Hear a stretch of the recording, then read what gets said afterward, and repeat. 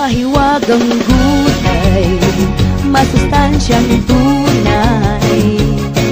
Bata man o matanda, ito'y kailangan palaging ihain. Biyaya ng Diyos sa atin, kaya naman buong mundo'y maghulay na. Gulay-gulay, paborito ng buong bayan. Gulay-gulay, kailangan ng katawan. Gulay-gulay, pampatibay ng resistensya. Karamdamay, paalang na.